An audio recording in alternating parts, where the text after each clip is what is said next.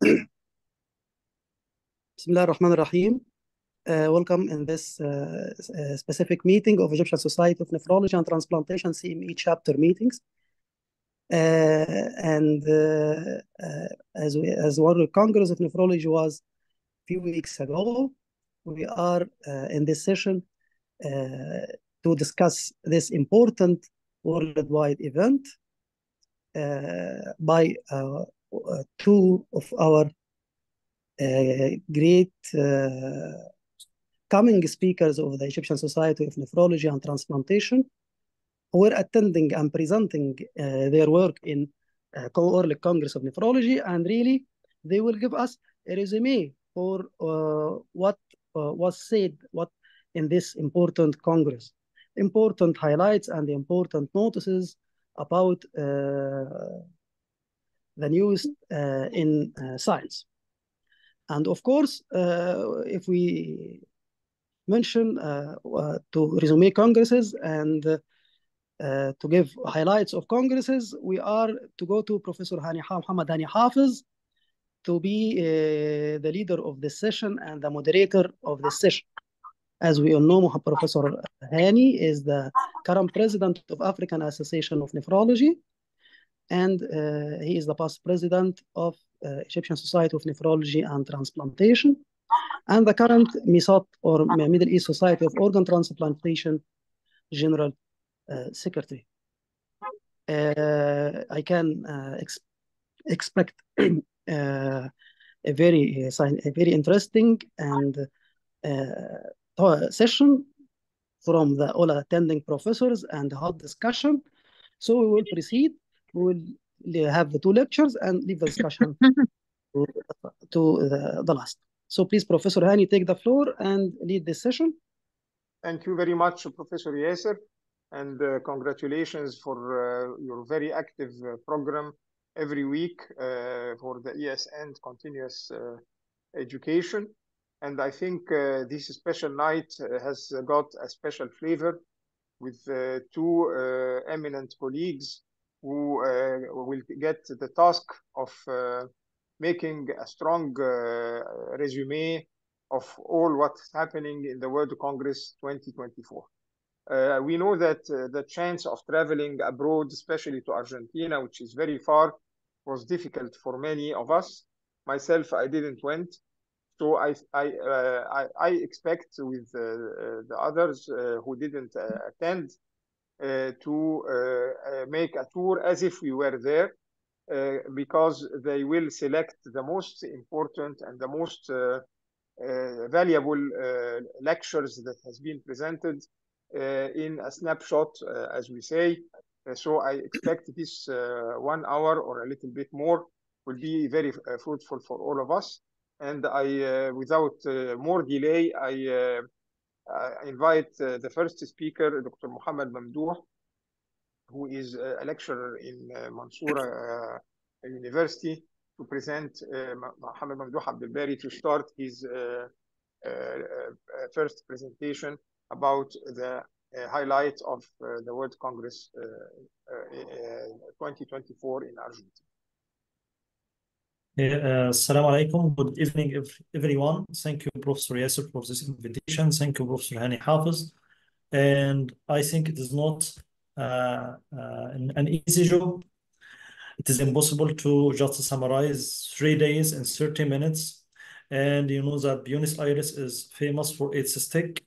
I think in this lecture, I am just taking the side dishes and I am leaving the main steak for Hazem of Shousha. So let's see what we will have. The first session, I would like to talk about the cardiorenal syndrome updates in the pathopathology and the state of art. It was a very good session. About the new insights to the mechanism of kidney injury in cardiorenal syndrome, we know that HFrEF and HFpEF can cause acute kidney injury with decreased cardiac output with venous congestion.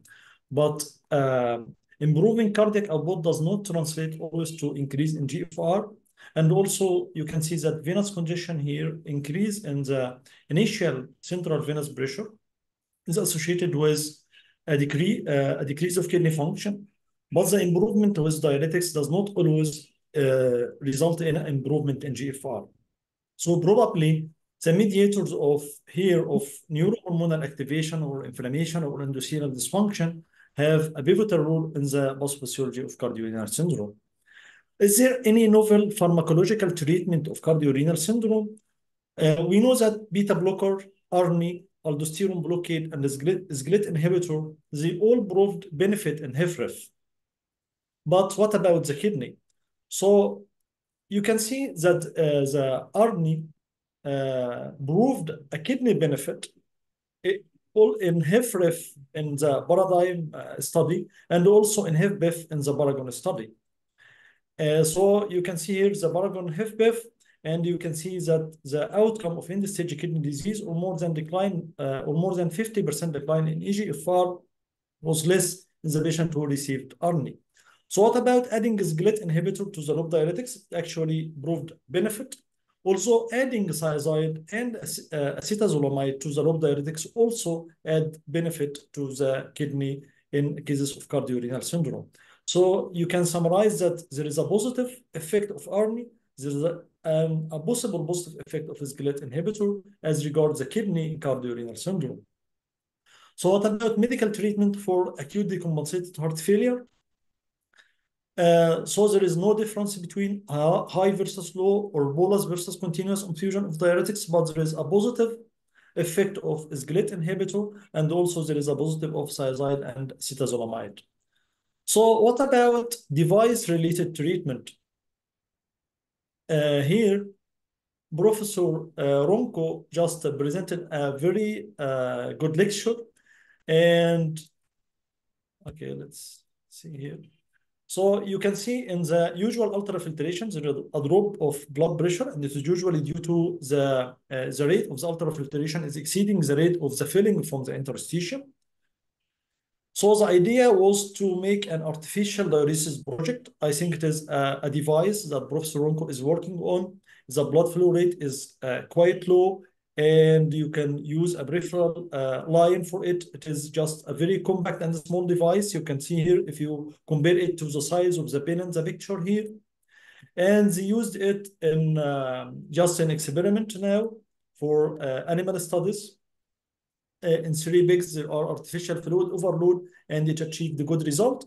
Probably so in the future, we could have this artificial diuresis project. And also, there is a concept of using the adsorbent in cardiorenal syndrome, reducing the adsorbent before the hemofilter to reduce the inflammation and cytokines. So is there any updates on ADPKD? I think there is not much update, but I think this diagram would be good if you have a case of incidentally find kidney cyst by ultrasound. So you can see if it is a multiple cyst with a classic presentation of kidney enlargement, reduced kidney function, may have the patient have a liver cyst. So the ADPKD is diagnosed, as the diagnosis is confirmed even without family history. If you have a typical presentation, you can do like an MRI or a genetic testing. And if you have just a few cysts with a normal kidney function, the ADPKD usually diagnosis is uncertain in less than 40 years and unlikely if the patient is more than 40 years. What was interesting here is this: when you calculate the BMI for a patient with ADPKD with a very large cyst in the liver and the kidney, you should do an adjusted BMI, just removing the volume or the weight of the liver and the kidney. So what about a typical HUS or complement inhibition? So I think this figure is from Kidney International Report just this year. You can see that the classic pathways, alternative pathway, I'm not going to go in the details, but you can see here that each step of the complement now have a drug. So you have a drug which acting on the C3, you have a drug acting on the factor B, you have many drugs acting on C5, you have the avacopan, of course. And you have also, we have before the eculizumab, now we have the rafluzumab. And I think it is available in Egypt just in the near months. And what they did with rafluzumab, they just changed some amino acid in it to make it longer half-life. So the eculizumab dosing is usually every 2 weeks, but the rafluzumab usually it is every 8 weeks. And the studies about the rafluzumab in adult patient with atypical HUS is positive study, and we think it also could be used to patient with C3 glomerulopathy. You can see here that the complete TMA response was more than 60% in the patient, and the median time to complete response was like 86%. Here even you can see that some patient, like it is the number of the patient, about 34 patients started rafluzumab while they were in the stage, while they were on dialysis in stage 5. And they ended just 11 patients of them continued dialysis, and the other patient recovered. The profile was good. It also was used in postpartum patient with atypical HUS. The switching from eculizumab to rafluzumab also was good, and with better patient outcome. So is there anything new about GLP-1 agonist? So we know that cardiovascular, kidney, and the metabolic condition are strongly interconnected, and the higher wait time in the target range is associated with a lower risk of kidney outcome. So we know previously that semaglutide reduces the risk of MACE, it reduces the albuminuria. And what I found interesting in here is this GLP-1 receptor are found also in the kidney. And you can see it was stained here in the renin secreting cell of the juxtaglomerular apparatus. And this supports the hypothesis that GLP-1 receptors can act directly on the kidney, not just the indirect effect of decreasing the weight or decreasing the fat.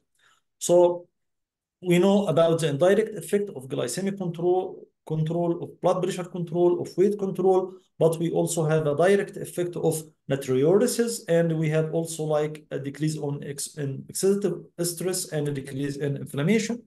So here is the mechanism that GLP-1 can increase the natriuresis in our patient, and it can also act to inhibit the RAS system. We have a very good study. I think the result would be published soon, and it was presented by Professor Peter Rossing. It is a flow trial, and this is the first dedicated kidney outcome trial with GLP-1 receptor in participants with type 2 diabetes and CKD. It involved 28 countries, and they gave semaglutide 1 milligram once weekly versus placebo plus standard of care, of course. And they found that the average flu patient of the average patient of the flu study, you can see that the eGFR, the mean was 47, the BMI was 32, the albumin creatinine ratio was more than 500. So it is a patient with high risk, and it was a positive study. So there was a 24 reduction in the risk of kidney disease progression, as well as kidney and the cardiovascular death in patients with type 2 diabetes and CKD. And here is the ongoing studies about semaglutide, the solo study, the flow study, the select study, and also the remodel study. It is a mechanistic study. Some patients will also have a kidney biopsy. So previously we have 3 pillars for the kidney. It is the RAS inhibitor, the MRA, the SGLT inhibitor. But with the flow trial result, which could be published soon, I think most guidelines would include the GLP-1 agonist as the fourth pillar for CKD management. And here is just a hint about SGLT inhibitor. You can see this diagram here is very interesting. If you start a SGLT inhibitor, when your patient have a GFR of 80 or 90, you could have a difference about 26 years until dialysis. But if you started it late, when the GFR is about 20, you only increase the time to dialysis up to 1 or 2 years. So start early. I would go rapidly in here. So about the finerenone, the MRA, I think we know the Figaro and the Fidelio study. They do the fidelity. It's just a bold analysis for both of them. But there is an ongoing study. It is FineReal study. And there are also like 4 studies on the finerenone, FIND-CKD, FIONA, FINE-1, and confidence trial. they are ongoing trial, and maybe their result would be a positive result. So what about kidney transplantation? Is there any updates about it? So this slide, it is not an update, but I think it is important study. So they tested whether treatment of asymptomatic bacteriuria in the first 2 months after kidney transplantation, would it be of a benefit or not? And it was negative. So routine antibiotic treatment during the first months after renal transplantation should not be the standard here. We have an update about the machine perfusion of the kidney, but I think I'm going rapid through it because we still don't have a deceased transplantation in Egypt. So now there is an increased utilization of donor after cardiac death, and they just introduced another normothermic machine perfusion, and it could improve the delayed graft function. Should be here.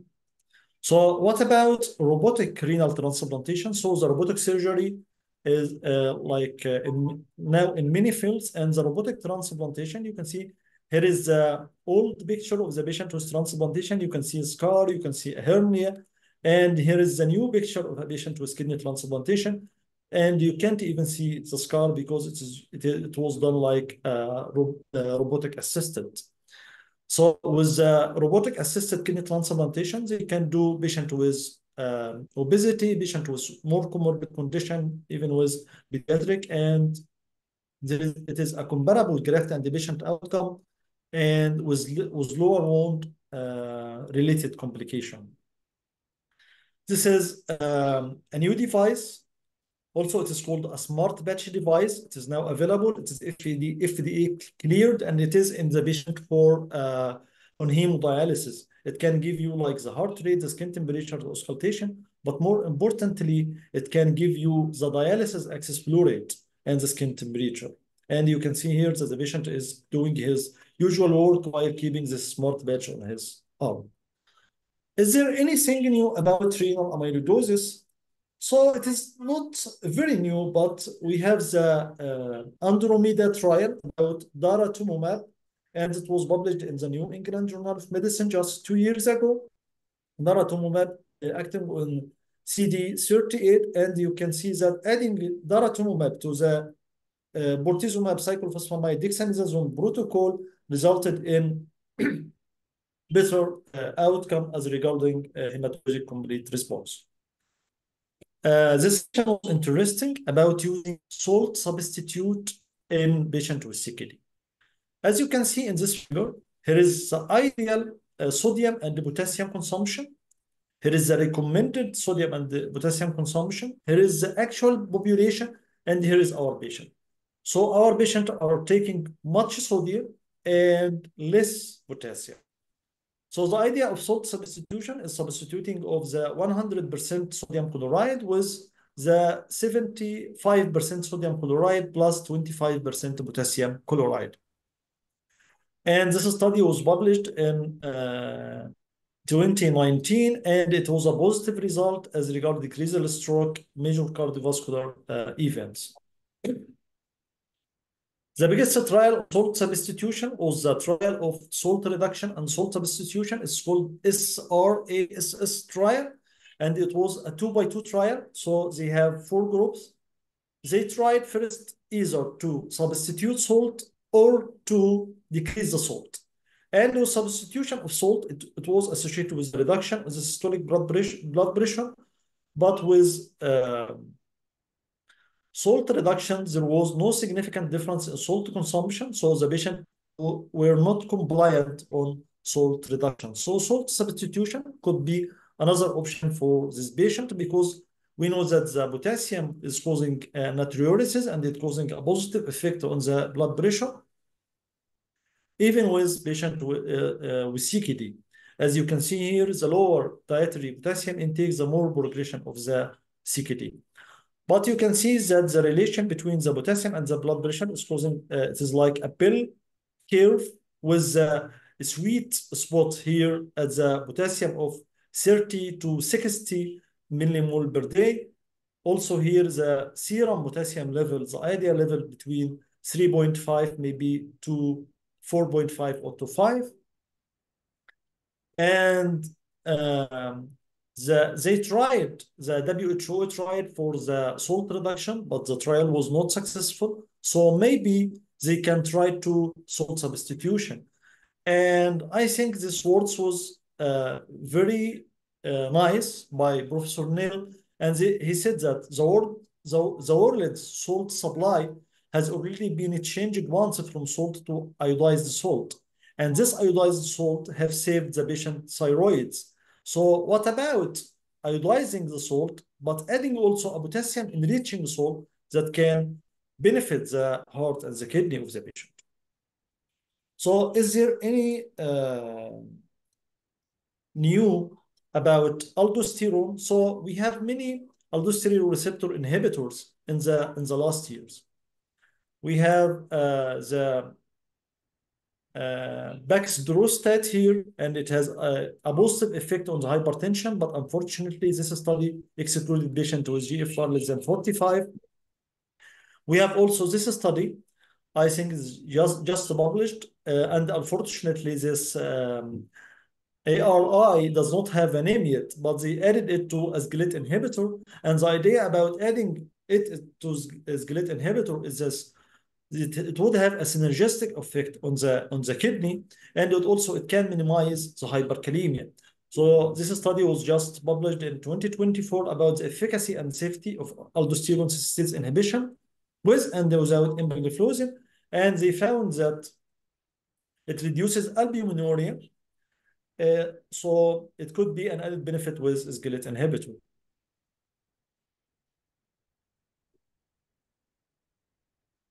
And here is a study in details. I'm going to skip it. We have also like the confidence trial, adding phenrenone to empagliflozin, the same idea. We have also the MIRO-CKD trial, adding the balsarinone to the dapagliflozin. We have also the Architect trial, adding the baxdrostat plus dapagliflozin.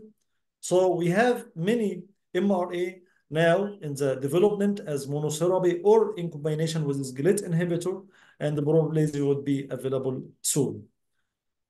So next session would be was about, should we give our patient a low protein diet, and should a low protein diet keto analog should be part of advanced CKD management? We have it was like a match between pro and the cons. So we have the pro here. It is recommended by KDOQI guidelines that the patient would have a dietary protein restriction. It was recommended also by the KDIGO guidelines in 2024. And the low protein diet, we can know it decreases the glomerular hyperfiltration. It can decrease the proteinuria. It can attenuate the rate of CKD progression. So this is all about the pro of low protein diet plus keto analogs. But what about the cons here? So we also have an ongoing study about the blend focused nutrition in patients with diabetes and CKD. This is the Plafond trial, and it is still ongoing trial. So what about the cons? Should be a low protein diet be a part of advanced CKD management? So I think this the Professor Hermes, it proved a very good argument, and he said that all randomized control trial did not prove a benefit of dietary protein restriction in the management of CKD, and most of this trial was in the era when the ACE inhibitor, even SGLT inhibitor and the MRA were not available. So, and also that the protein restriction, we all know that it will cause a decrease in creatinine. But this decrease in creatinine does not mean that the patient GFR improved, but also it could be the effect of decreasing protein or decreasing the muscle mass if the patient is malnourished on the creatinine.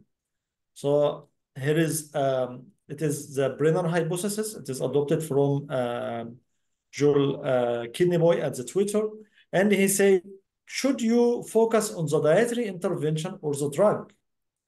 So we know that with high protein load, you can have a high renal blood flow, increased glomerular pressure, hyperfiltration, and it can cause hyperfiltration. But we have now RAS inhibitor that can act on the efferent arteriole to reduce hyperfiltration. We have a SGLT inhibitor or the fluoresceins, which can act on the afferent arteriole and decrease the hyperfiltration. We have the four pillar of MRA and GLIB1 agonist as well. So be a fluorescinator and don't restrict protein for your patient unless it is a very high protein.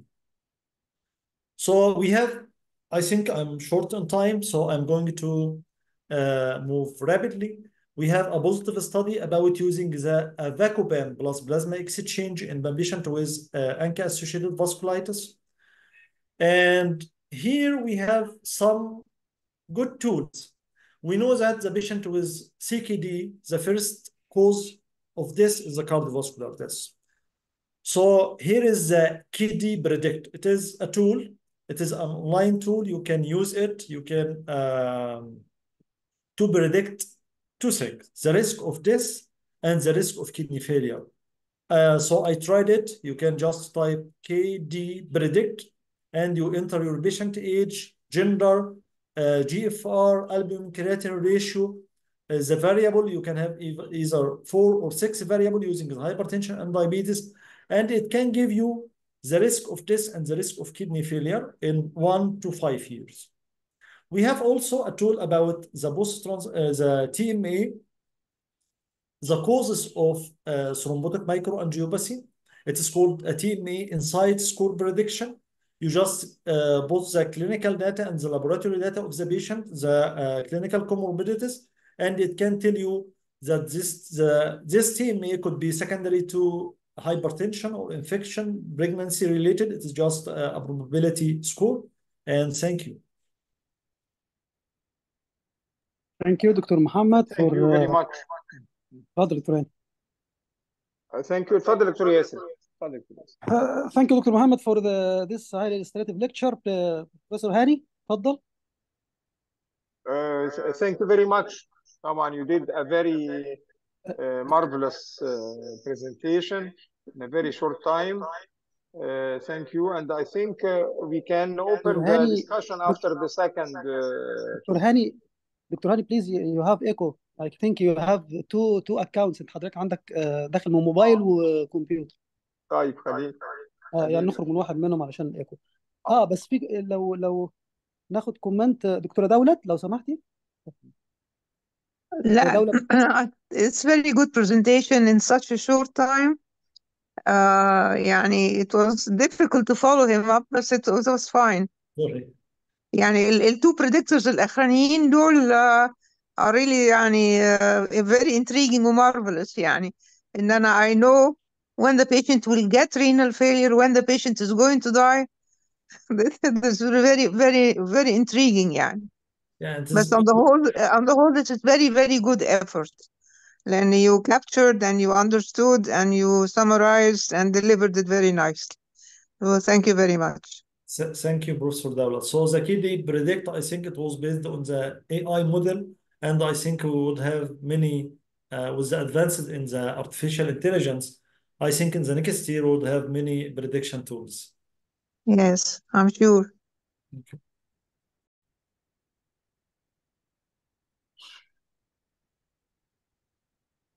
Please دكتور هاني. السلام عليكم. دلوقتي المتحدث الثاني في هذه الليلة طبعا هيبقى الدكتور حازم أبو شوشة. دكتور حازم استشاري بمعهد الكلى دمنهور، وهو هيدينا فكرة جيدة. will give us a good insight of what happened in the World Kidney Congress 2024 in Argentina in around 30 minutes, which is definitely not enough, but he will try to do the difficult job. Dr. Hazem, please. Assalamu alaikum. Good evening, everyone. Thank you, Professor Hani, for the kind introduction. And that's a great pleasure and pride that I extend warm welcome to each and every one of you attending this webinar of ECNT CME chapter. I'm truly honored to have been chosen by Professor Yasser Abdelhamid to deliver this lecture, as I know very well how much time and effort he puts into producing the webinar for you in this format every week. And I am thrilled to be among esteemed colleagues and experts in the field. Thank you for this opportunity. And so the Congress of Nephrology of this year was carried in Buenos Aires, Argentina, which very tough 27-hour flight to Buenos Aires. And I was there to present three of our latest publication from Nephrology and Transplantation Department in the Manhoor Medical National Institute, together with my colleague and my friend Hassan Fula. And I will start my talk by IgA nephropathy for a very good reason. IgA was everywhere in World Congress of Nephrology 24. And I say that because there was more than 20 dedicated whole session and lecture talking about IgA nephropathy. So in the next few minutes, I'm going to summarize and hopefully could tell the latest update regarding IgA nephropathy and its management. I attended Professor Mohsen Al-Qusi, ASNT, excellent talk 2 weeks ago. So I will try not to be repetitive and I will not go through the history or the detailed pathophysiology of IgA nephropathy despite its importance. IgA nephropathy is the most common biopsy-proven GN around the world, but if you look to the KDIGO guidelines 2021, it shows the treatment algorithm for IgA nephropathy. You would notice that there are very little information on what other treatment option that we have. In fact, this is the first time in a clinical practice guideline that they actually recommend the patient with IgA nephropathy should be recruited into a clinical trial even before the consideration of a steroid. So we expect a major update in IgA nephropathy to happen toward the end of this year, and is going to look very different. And the main reason for that, that there is a huge number of clinical trial of IgA nephropathy over the last couple of years. And see here, this is summarized over the last 30 years, what the landscape clinical trial of IgA nephropathy. And now we are entering into an era where we are implement every single drug almostly that is in the development to have been tested in IgA nephropathy, and now we have already had two drugs that been approved in the treatment of IgA nephropathy in the US, as previously we don't have except corticosteroid. So we have come a long way since the first description of IgA nephropathy in the 60s, understanding the pathogenesis, and I think all nephrologists are familiar with the four-head theory. But the major update in the pathogenesis of the disease is the role of the mucosal immunity. The mucosal surface is constantly bombarded by all sorts of antigens, such as antigens of microbiota, infections, and food antigens. And with the mucosal associated lymphoid tissue, the antigens are taken by antigen-presenting cells, such as dendritic cells. And this resulting in naive B cell activation and the class switching recombination to form a committed IgA producing B cell, which require either a T cell dependent manner or a T cell independent manner, which both dependent on two factors. The first one is B cell activating factor, which is called BAF, and the second one is proliferation inducing ligand, which is called APRIL. They are member of tumor necrosis factor superfamily, play a major role in driving both T cell dependent and T cell independent classes switches recombination, and thus producing IgA secreting B cell.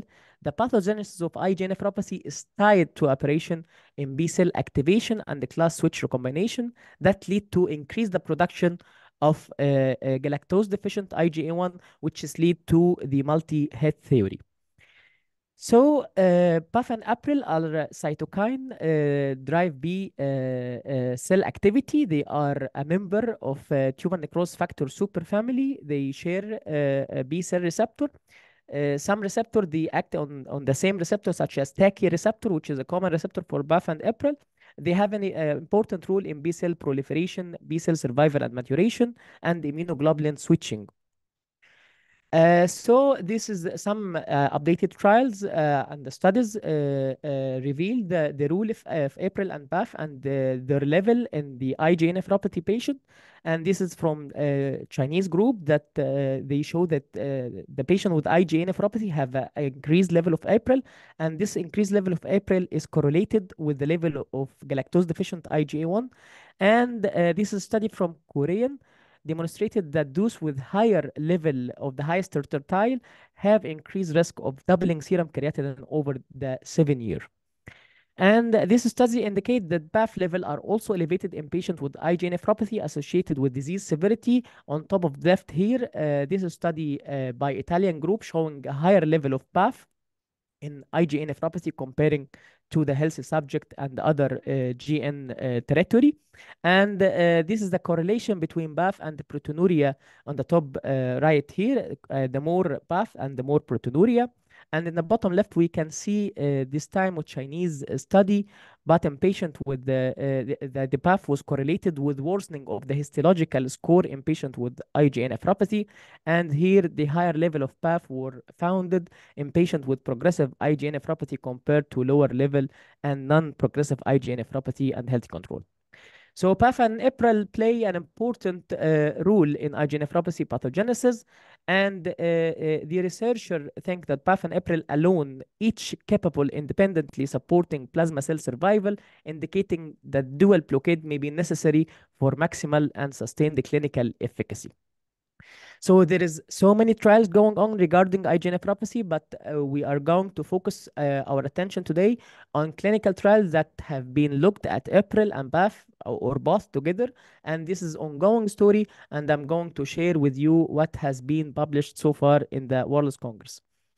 So the first one is Envision trial. It is the phase 2 trial of a drug called sepiprelimab, which is a humanized immunoglobulin monoclonal antibody that bind to and neutralize APRIL. Patient was enrolled into 4-arm placebo versus 3 ascending dose of this drug, and this is the inclusion criteria. And the results were published in the New England Journal of Medicine at the end of last year.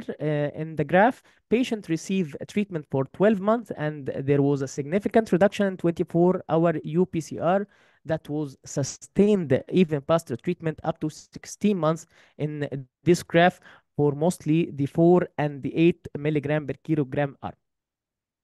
And how about the specific biomarker?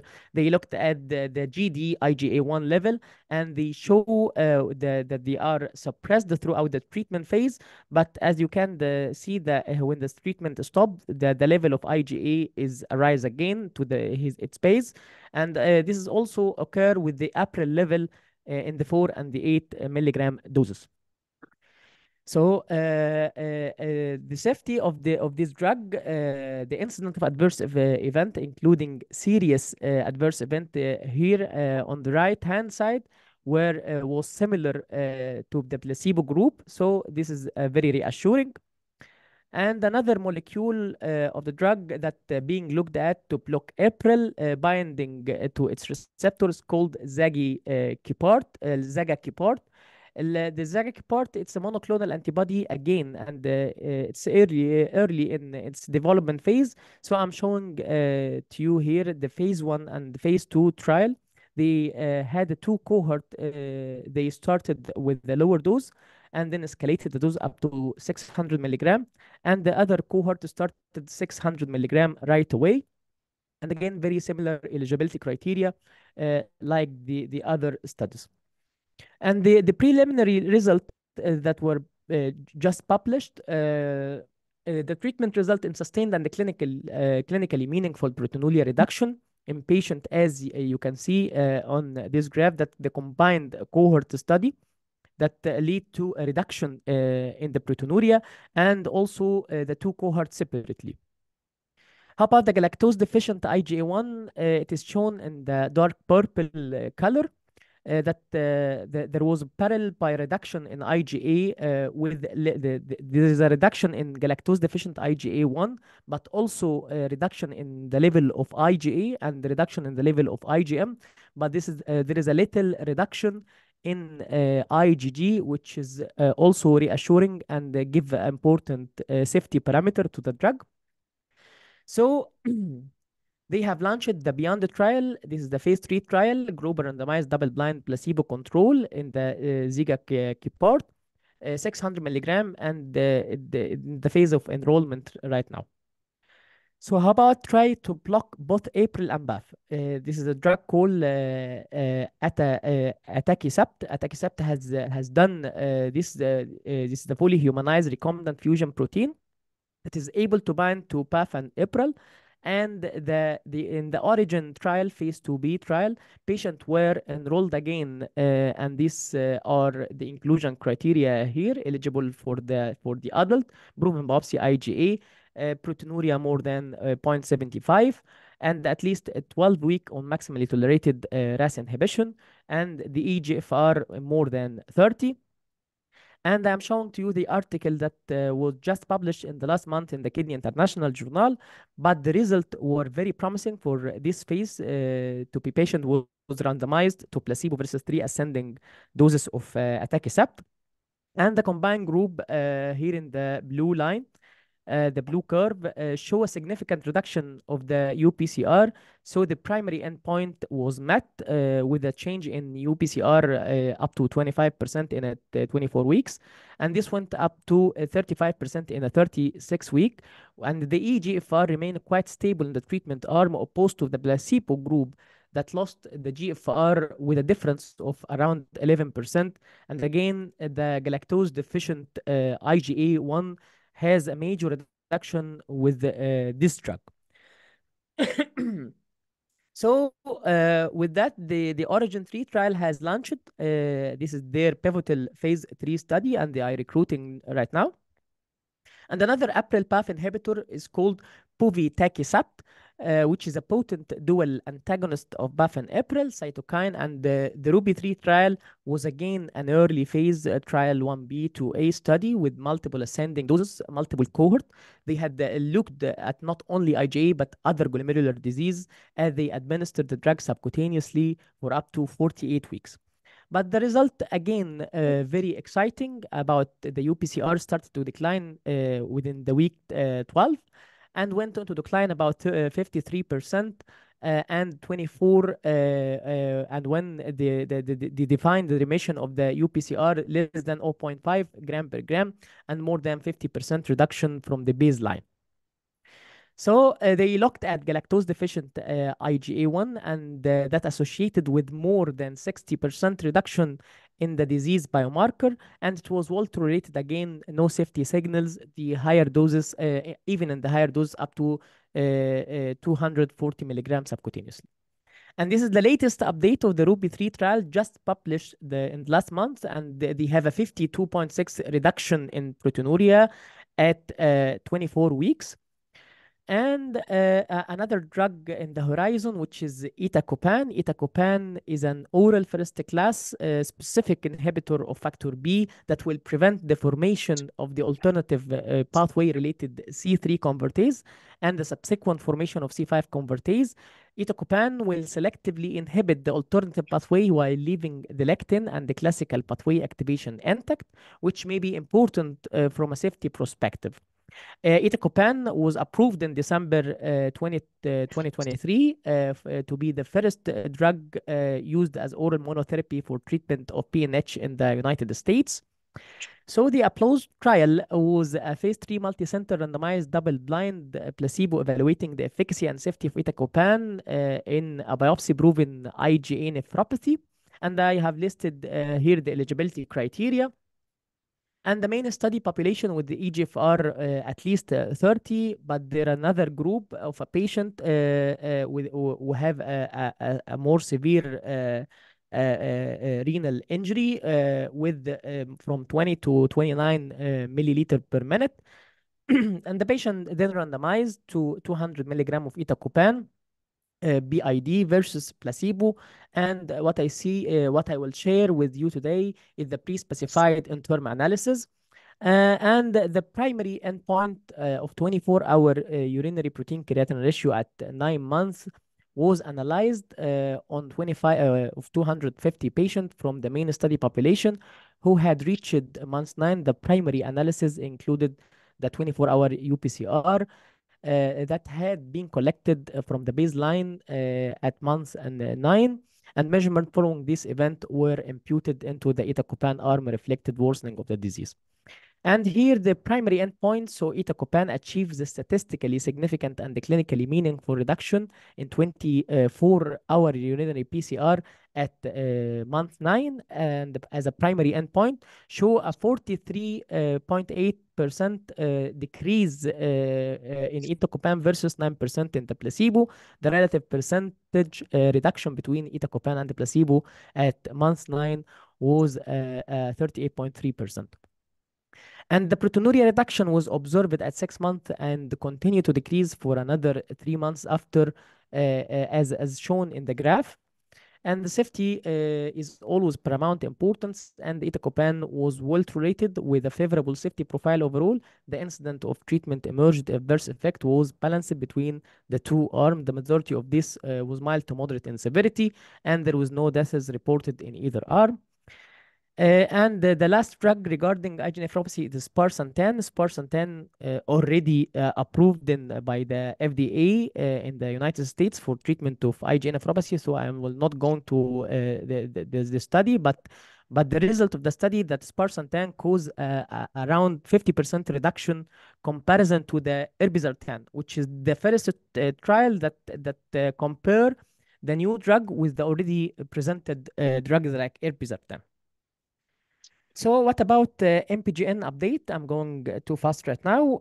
Without going into details, I think all nephrologists knew that classification of MPGN, which based on the electron microscopy and the site of deposits, and not related to the etiological classification, which is a little bit old. And this was changed in 2012 to be more etiological, but still electron microscopy remain a key player in differentiating C3GN and dense deposit disease.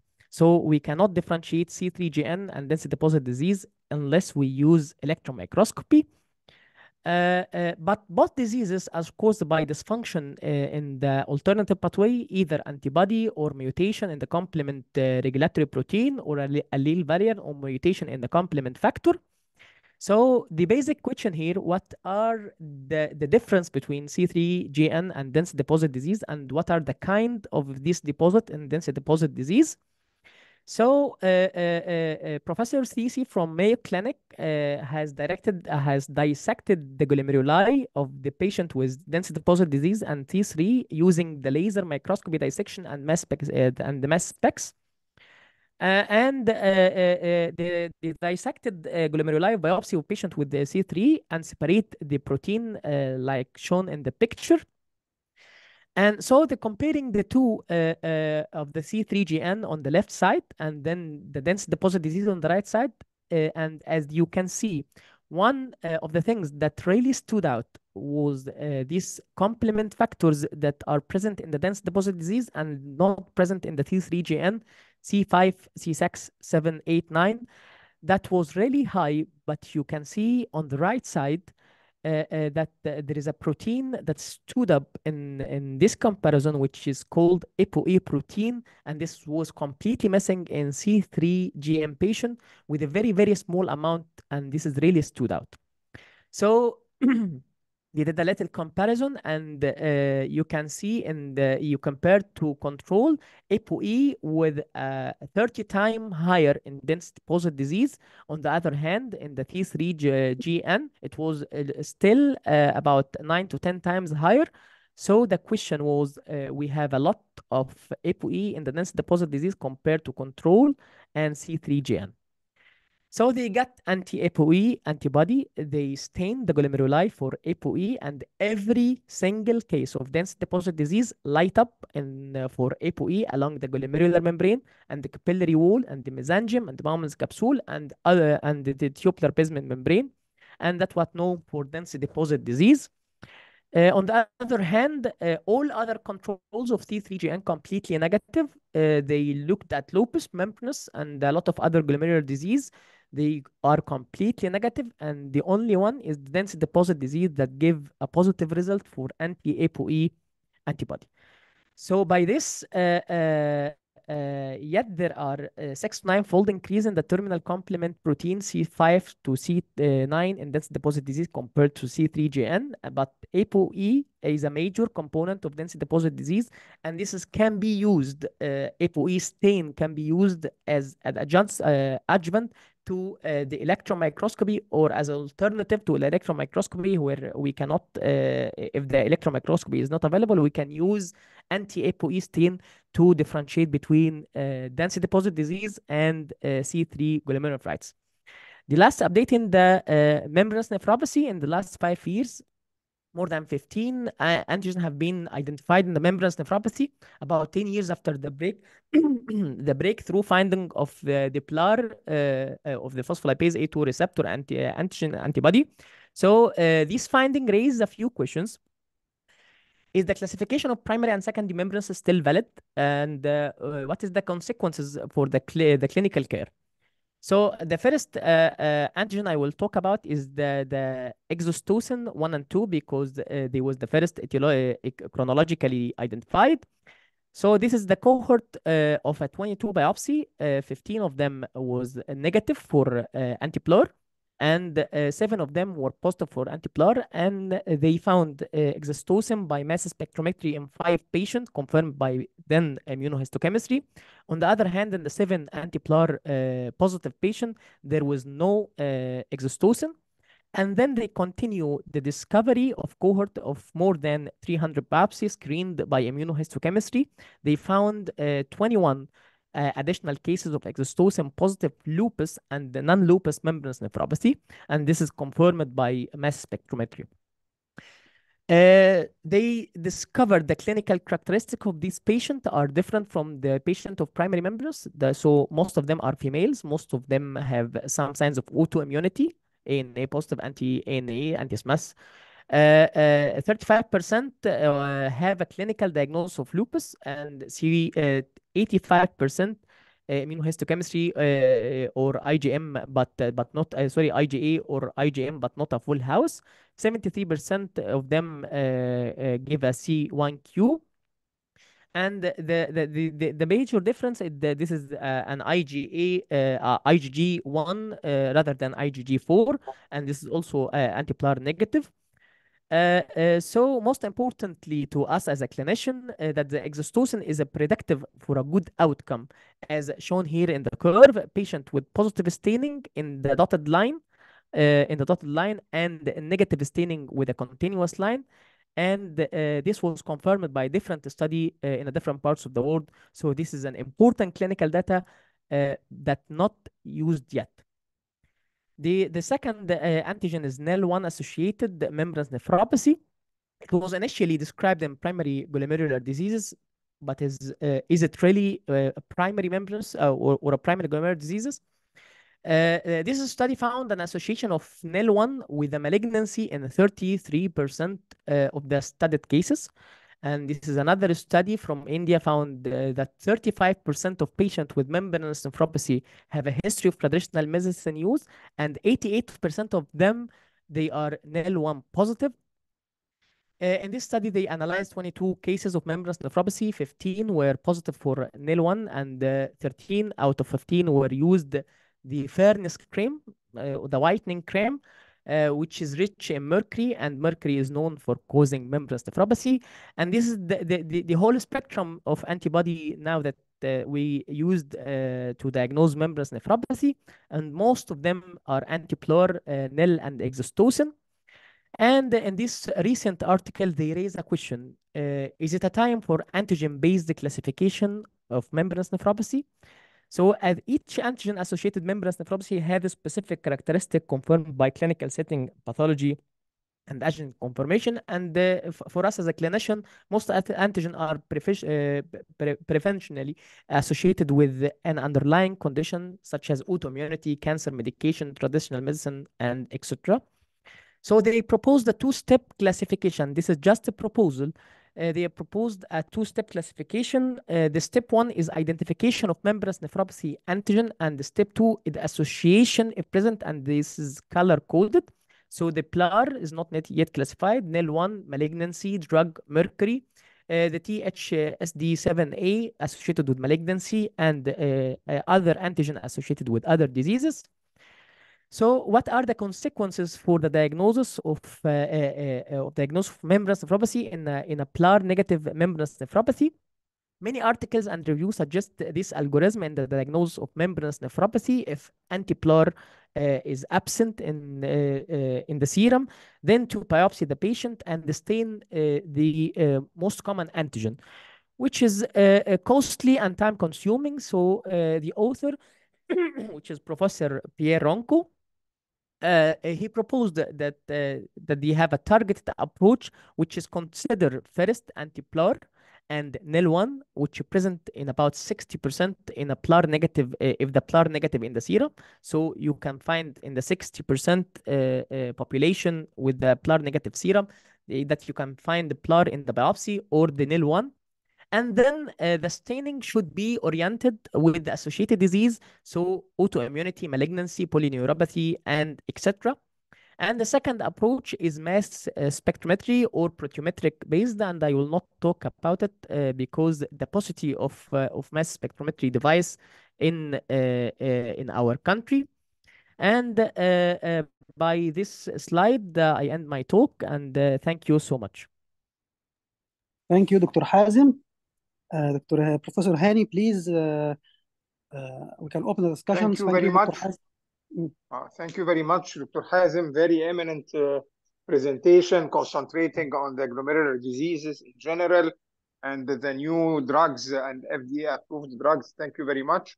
Complementary to what Dr. Mohamed Mamdouh first made about cardiorenal, about amyloidosis, about many other items. I think now we can open for discussion, and okay, I wish you could have took more time because it was a very interesting. Yes, we have many questions from the chat from Dr. Abdelhamid Amin. He is for Dr. commenting for Dr. and asking for Dr. Mohamed Mamdouh about protein diet recommendations. The same recommendations in proteinuric and non-proteinuric, but I think. So I think that the KDIGO guidelines for the proteinuria, it mentioned that we should limit the protein to 0.8 to 1 gram per kilogram if the patient has normal kidney function, but he has a proteinuria. But in the patient for retarding the CKD progression, you should target maybe 0.6 or less, but plus T2 analogs for the to retard the CKD progression. The problem with 0.6 is many patients with 0.6 can go to be malnourished, and maybe that our patients are not malnourished because they are not very strict to the 0.6 gram per kilogram of protein. But I think the protein restriction is important. I think it could be, but it could be added to the RAS inhibition, to the SGLT inhibitor, to the MRA, and maybe the RAS inhibitor and SGLT inhibitor, they have a higher benefit if they compared versus a protein restriction alone. And this my question, that you said that protein restriction is not necessary due to availability of drugs. Now we can say that now that we have drugs for CKD, not necessary just conservative treatment by diet and lifestyle measures. So you said, I think you said somewhat opposite findings in that protein restriction is not that necessary as we were using as in we the saw past.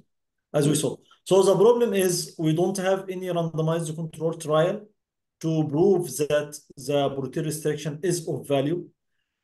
And the second problem is it is very difficult. It is very difficult to imply a diet restriction on the patient.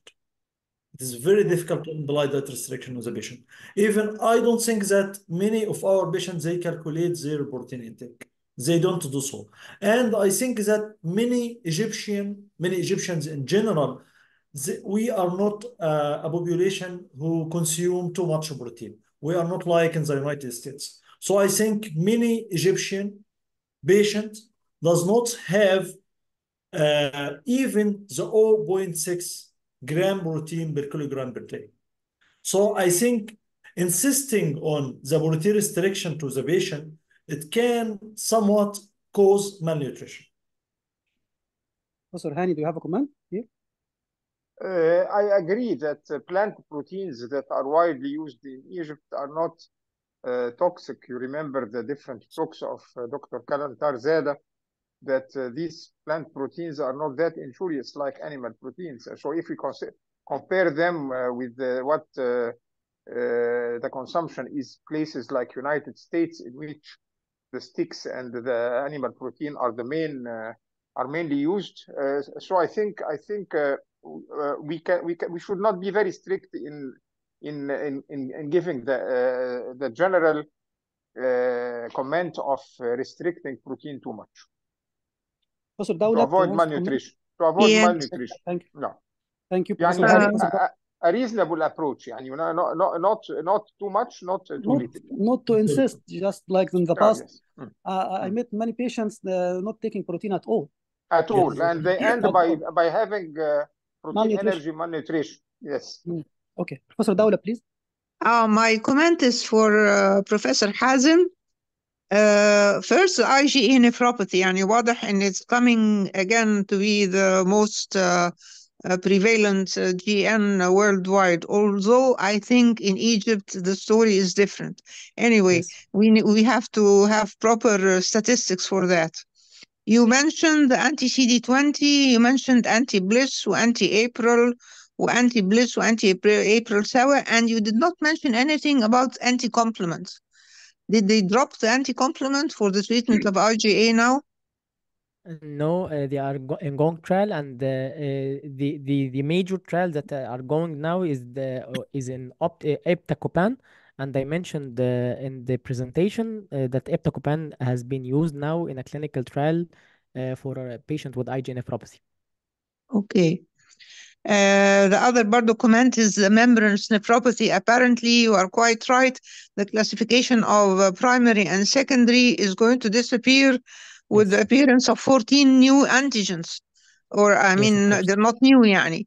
And that it happens that what we describe as secondary causes, each one of them has its own specific antigen, the malignancy and things like that. So this is also very interesting that this classification would probably disappear eventually. It will be eventually changes in 1 or 2 years maximum. Yes, that's right. Yes.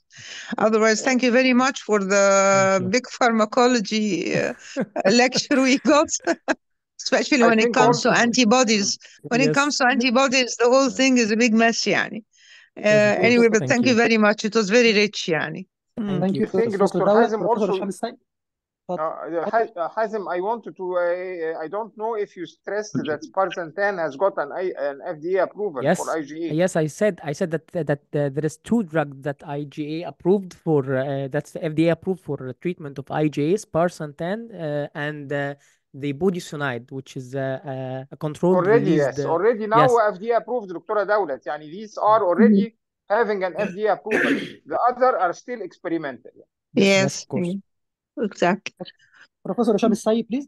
Thank you very much. I'm really proud to join you today, and I'm very happy to see Hazem and Mamdouh. It was very tremendous and illuminating talks around the world in 1 hour exactly. I will give some comments in a telegraphic way and very few notes and questions. I will start by comments from Dr. Dawlat. Yes, IgA nephropathy persistently low. I have the statistics, more than 2,000 biopsy. In my registry, it is less than 10%. And I wonder why persistently low IgA nephropathy in Egypt could be due to asymptomatic patient of microscopic hematuria until late of end-stage kidney disease, or IgA subtypes is different, but exactly your notice is now we have a number to calculate that IgA nephropathy in Egypt, according to my result, is less than 10%. For Mamdouh, I wonder that Ronco is using my device. I invented this device. Yes, I invented this device more than 10 years ago. I know it well. I know the spec. I did and manufactured and produced and tested both in ex vivo studies and animal models, then tried in one of the ICU probably 12 years ago. It can remove 1 liter per hour if you would like. You have to make some pressure changes if you need less ultrafiltration, but I did it. That's mine. And I know the route, how Gronko got the device. I know the route, but this is one of the secrets. I don't get any money from the device uses, but I invented and kept it away to collect money by another one. So I understand this device well, and I did it. Okay. You should publish it, yeah, Dr. Hisham. No, it is not published. It is one kind of know-how, and if you did a know-how, you cannot publish because no one can copy your patency. So it's one of the know-how. I know the number of fibers, the size, the packing density, filtration rate, everything. I did more than 10 years, and I did it for the patients already. Let's go, Dr. Hisham, to make I mean industrial use of it before Ronco starts. Yeah. Yes, it's sold away in the Europe. I know that it's not a new for me. Ronco has some delay. Yeah, I have some delay. I'm very happy, and I'm asking that now we have a confidence about using combined SGLT2 and MRA phenrenone because it was not in the published in the fidelity studies that around 5% only combined both of them, phenrenone and SGLT2. So I think now it's a time to go away to use both phenrenone plus SGLT2. If I'm correct to understand that? Yes, I think yes. One of them will increase the potassium and the other will decrease the potassium. So you end by making a neutral potassium and having a positive effect on the kidney and on the heart. Yes, and action in both sides, antifibrotic, anti-inflammatory by phenrenone, and you have the synergistic effect of SGLT2. So we can freely hand it now combined phenrenone with SGLT2. I think phenrenone is advancing. It's very major steps in CKD management now. Yes, sure. After the fidelity and the PULTA analysis, unfortunately, the number of patients, including using SGLT2, was around 5% only. So I think now we have more confidence of using both of them. Whenever you start by SGLT2, then adding MRA, but definitely it will control the hyperkalemia, definitely. I have two short questions, if you allowed me, sir. One is the use of SGLT2 in dialysis population for heart failure, HFrEF or HFrEF, because there was some insight about trial. Is it published or not? This is my first question. My second question, we understand the atypical form of hemolytic anemia, and this was traditionally treated by eculizumab, but inciting that pre-liver transplantation to stop the use of eculizumab. So if you have both answers, I will be very grateful, and thank you again for your time to give me the opportunity to ask. Thank you. Thank you, Professor Hisham. I have an answer regarding the use of mineralocorticoid inhibitors in dialysis patient. It was a negative study according to a big French I'm asking study. sorry, sir, I'm asking about SGLT. SGL2, we don't have data up till now, except if Mamdouh Mohamed Mamdouh correct me if you heard something in this Congress.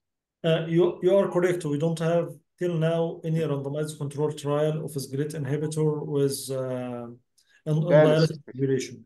Yes. It was ongoing study, but I think it is still not published. But there is a clinical trial and aiming that of improving heart failure and preserving the residual kidney function. But the results, I don't in my hand.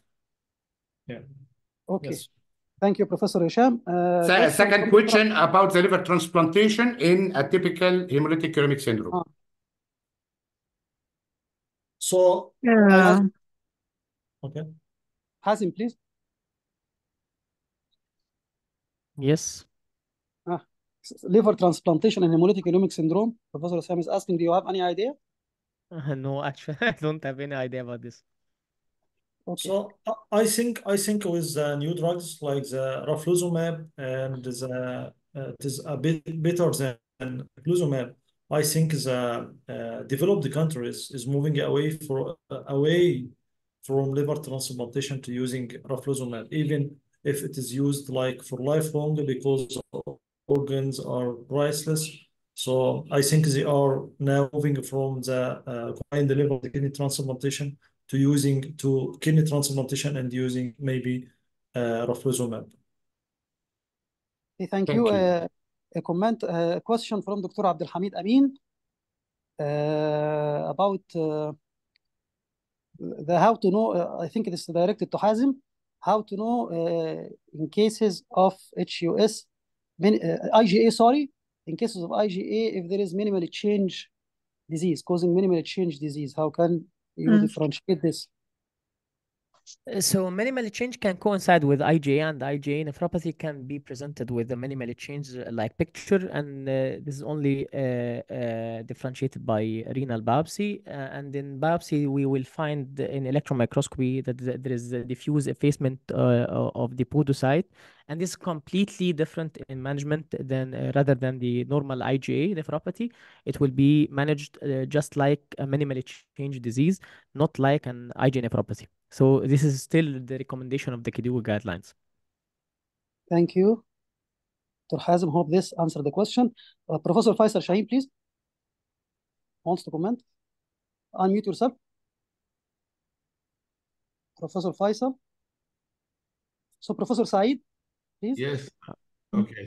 Sorry. I very بروفيسور interesting. ازيك؟ اهلا وسهلا، أهلا مساء الخير. كيف منورنا، الله الله يخليك. يخليك. Very interesting to go to Argentina and come back again. Very nice. It's a Very very tough. interesting.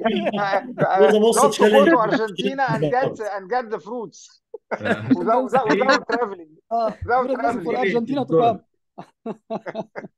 My questions to either Hazem or Mohammed, this new drug which is coming by names only for us, where is it? When it will be available to be utilized with our patients? It is very expensive drug. Some of those drugs are in a trial, not controlled trial as well, but still they are very expensive. When you think that we can have it and use it in our patients, especially some drugs for cystic disease of the kidney, some drug with IgA, there are too many, which they are very expensive as well. So I think Professor Faisal that the ongoing technology and the development of new drugs, this is a personalized experience for every single patient with the use of monoclonal antibody with the fully humanized form of the monoclonal antibody. This is the very expensive technique to use. So actually, it's still a little bit high in cost. And I hope in the future that it will be less expensive, but I don't know any information about that that can be offered by government, by insurance, and any other NGOs in our countries. By the way, this is something which from my, this is probably against what we are hearing.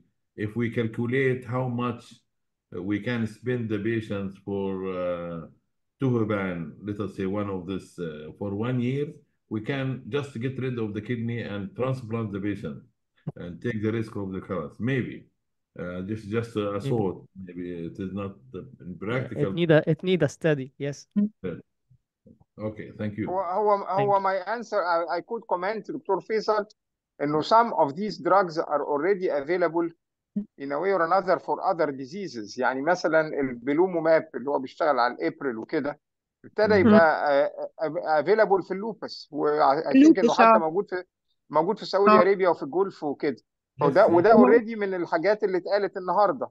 وبعدين كل المجموعه بتاعه السمول ماسنجر ار ان اي اللي هم اللوميزيران وكده، اللي هم بيستخدموا خدوا FDA ابروفال مثلا في الاوكزالوزز، يعني I think ان هم دول ارخص شويه في البرودكشن بتاعهم من المونوكلونال انتي بودي، لان التكنولوجي بتاع السمول ماسنجر ار ان اي از شيبر، يعني ما بيكلفش قوي.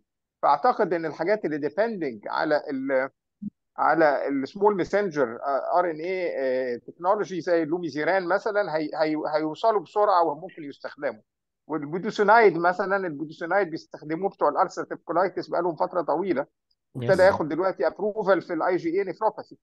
فيمكن الحاجات اللي هي جايه من منطقه تانية هتبقى اسهل في الاستخدام بالنسبه للحاجات اللي قالها دكتور. very much. Thank you, Professor. Thank you. الانتي سي دي 19 اللي هو البلوميماب هو دلوقتي is more used عن الريتوكسيماب في الدراج resistant lupus. يعني it is chosen now ان هو more than rituximab اللي هو anti CD19 not anti CD20.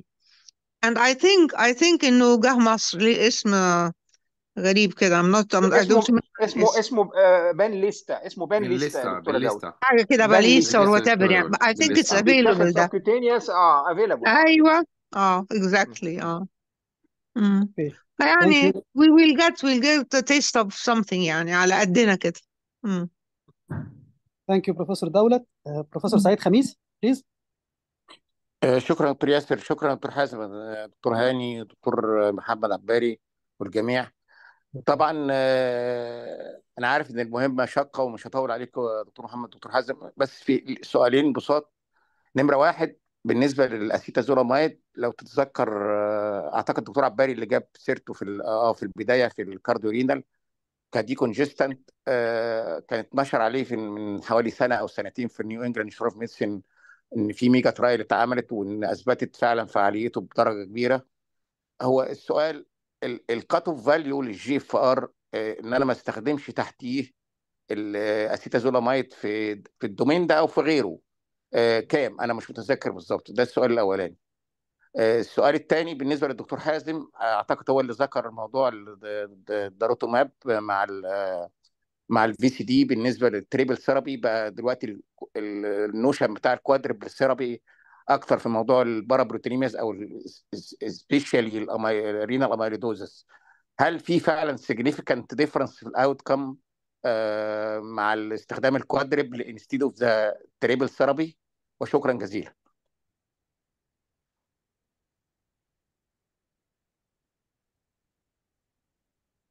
دكتور محمد اتفضل. Thank you, Dr. Saeed. يعني, I think it's a difficult question. We know that acetazolamide can cause a mild decrease in the GFR, and it can also cause an increase in the metabolic acidosis. Yes, of course. Yes. But I don't think there is a known cut-off value to use it in the GFR. I think studies about heart failure or cardiorenal syndrome, they use the patient with maybe GFR around 40 to 60. So I think I don't have data with GFR 30 or below 30. But I think in real practice, if you monitor the metabolic acidosis and you monitor the serum creatinine, you can use it. Okay, thank you so much. So كان في thank you, Professor Saeed. سؤال كنت عايز اسالك عليه برضو. كان في واحد من الحاجات اللي انتوا قلتوها ابروفد في السي 3 جلوميرولوباثي، خد اف دي ابروفال، ما جبتوش سيرته انتوا النهارده. انهي واحد؟ في السي 3 جلوميرولوباثي. هو يعني in fact there was many drugs in the C3 glomerulopathy. يعني الابتاكوبان ايوه كل الجرام اللي انا الابتاكوبان خد اف دي ابروفال بالظبط. كل ما قلتوش انت ده، نسيته يعني. هو انا قلته بس سريعا لان ايوه الحقيقه انا يعني عدد السلايدز كان 190 سلايد. لا برافو عليك الحقيقه، والوقت انا سرت احييك كنا يعني. بنجري ورا محمد. احييك يعني ما كنتش عارف. فكان لسه بصراحه في اديشنال 10 سلايدز عن السي 3، بس انا قلت الحقيقه رفقه بالناس يعني ما تمام. كفايه كده. Okay. Excuse me, Professor Hani, to have the last question in this very interesting session. And before this, you have many congratulations يا شباب. تحيات كثيرة من الدكتور محمد عبد الباري، دكتورة دينا عبد اللطيف، دكتورة إيمان. All are greeting you for this very good job and summarizing this important Congress. Regarding my question, Dr. I think Hazem, you said there is a score for TTP, and for me, it looked strange for a score for the etiology. Usually scores we do for treatment or for prognosis or something like this, but your score you said for the etiology. So explain to me, please, or correct me if I am wrong. So I think the question is for Mohamed, but I think the only score I know for TTP is the So plasma the score. so do you think that are you talking about the TMB score? The TMA score. So the TMB score. Okay. The So the TMA scores, they just put a probability. What is the secondary cause of the TMA? Is it like a pregnancy? Is it hypertension? So you enter like the laboratory data and enter like the blood pressure, maybe if the patient presented with hypertensive emergency or not, if the patient is female pregnant, and it can give you a probability of the secondary causes of the TMA, whether it's drugs, is it hypertension, preeclampsia, but it is not validated yet. It is just like a suggestion till now. And I think the KD predict has about the prediction of kidney failure and the mortality has يعني a better research strategy and has a better evidence still now. So it is for the etiology, secondary causes, not for the secondary causes of TB or treatment or something like this. So Professor Hani, no more questions and no more comments, and we reach the end of this very interesting session. So close, please. Thank you very much, Dr. Yasser. It was an amazing night. Thank you very much, Dr. Mohamed Mamdouh and Dr. Hazem Abu Shousha. You did the difficult job in a perfect way, and we made a trip to Argentina and came back while we are in our houses. Thank you very much, and I hope all the audience benefited from this very rapid and resume of what happened in Argentina. Thank you. Thank you, Dr. Hani, for being with us and for your excellent moderation of this session. And thank you for our speakers and for our great speakers, Dr. Mohamed Mamdouh and Dr. Hazem Abu Shousha, for summarizing this important Congress for us as if we were there, and hope to be ready for the next one, I think in India, 25. Be ready from now. Check the program and prepare your session. To repeat their session. After what happened in Buenos Aires, I think we will skip India. We need another session to tell you what happened in Buenos Aires. Yes, of course. Social session to yes, of course. Yes, of course. Thank you so much. Thank you for all professors who shared us, and thank you Professor Sham Sayyid, Professor Dawra Bilal, Professor Faisal Shaheen, Professor Saeed Khamis, and for all audiences for their share with us. Thank you for all audiences for their interaction and active interaction. Excuse me to close this very interesting session and announce about the coming one, which will be next coming Wednesday, 9:30. We will have a delay for 30 minutes due to summer time in Egypt. Will be shift our schedule 30 minutes later. Will be 9:30. Professor Ala Sabri will speak about renal tubular acidosis. Excuse me to close. صباحو على خير. السلام عليكم ورحمة الله وبركاته. شكرا جزيلا حضرتك. صباح الخير جميعا.